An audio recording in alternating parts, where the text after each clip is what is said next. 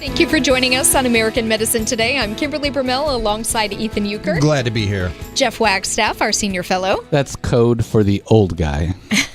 And over yonder, without his microphone on, that is world-renowned orthopedic surgeon Dr. Alfred Bonatti of the esteemed Bonatti Spine Institute. I'm here. It's a pleasure to have our next guest on the phone. He is an emergency physician and television personality, Dr. Travis Stork.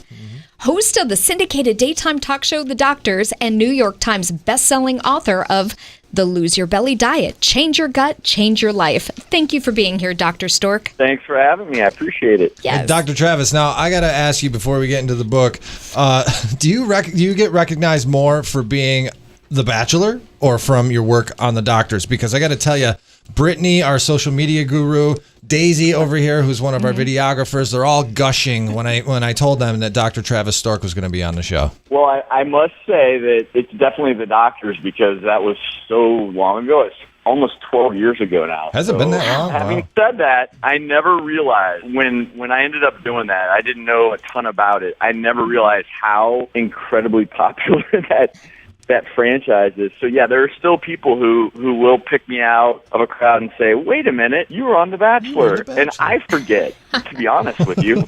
But were you the Bachelor, or were you one of the many guys that a lady was choosing from? He was the Bachelor.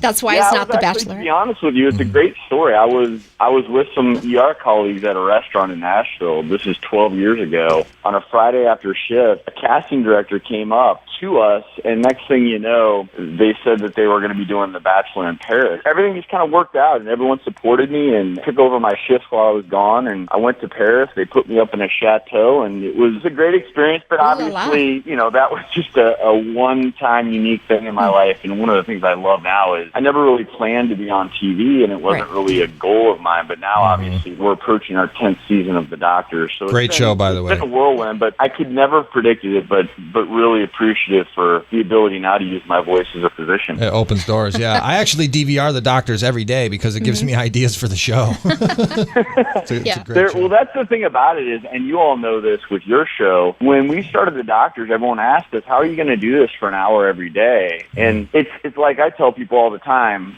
when you go to medical school, they tell you that 10 years from now, 50% of what you learn is probably going to change. And we know now with medicine and technology, things change so quickly that we're never at a loss for stories. We're never at a loss to talk about new subjects or how things are changing. So that's why I think medicine and health, it's so fascinating because even the things I do now are different than 9 years ago when I started hosting The Doctors based upon all the things we learned. Well, your latest book is all about the gut. And, can you tell us what the gut or the microbiome is for people that may not know? Well, it's a classic example of what I was just talking about. When I went to medical school, we didn't even talk about a gut microbiome. We didn't even really talk about good bacteria. So for people listening who haven't heard of it, gut microbiome basically refers to all the bacteria that live in your gut and reside there. And it may not seem like a big deal, but this mass can be up to 100 trillion cells, and it can weigh up to 6 pounds. And over the last few years, we've begun to realize how much of a role these bacteria play in not only how much we weigh, but our risk for everything from autoimmune illnesses to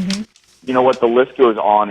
And it's such a new discovery that even a lot of doctors out there are not yet aware of what a big role this plays. So I decided to write this book because it really did. It changed the way I was eating. It changed the way I use everything from antibacterial soaps to being extremely vigilant with taking or prescribing antibiotics. And so it's been such an interesting topic for me to delve into because it's so different than what we learned in medical school. Okay, have to ask, because as soon as I hear antibiotics and I hear gut and microbiome, first word pops to mind, probiotics.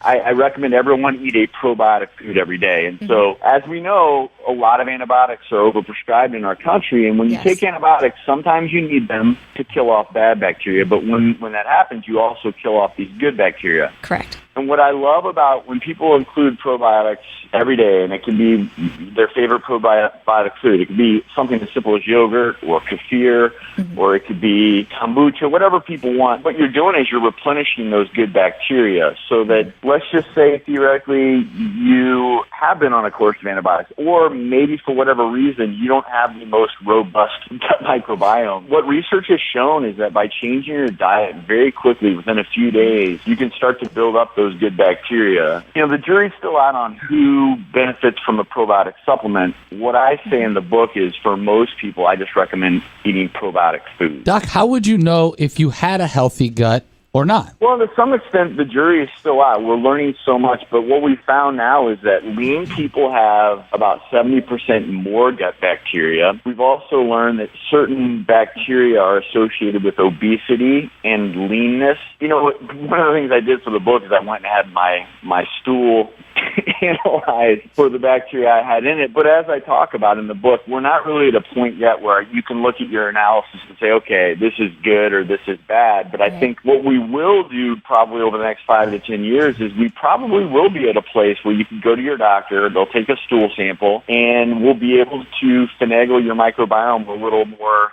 I don't want to say scientifically, but probably we will be able to. And I would say the biggest thing is this. For people out there who maybe they've been struggling with maintaining a healthy weight, or maybe they have just GI problems and they don't feel well, a lot of times that can be because of an imbalance in their gut bacteria. And what's cool about when I wrote the Lose Your Belly diet, I wasn't just focusing on weight loss. I was focusing on change your gut, change your life. And the other thing that we found is that people who can up their fiber intake, which we call that prebiotics, because fiber is food for your gut bacteria. We don't digest it. It works its way through your GI tract, and those good bacteria feed off of it. So what's really cool is people who maybe they eat a lot of refined carbohydrates and don't get a lot of fruits or vegetables or whole grains. If you switch to eating more of those foods, like I said earlier, within a few days, you can actually see this robust growth in good bacteria. And I think that's one of the huge positives I learned in researching for the book. It's very interesting. Yes. Certainly people need to go check it out.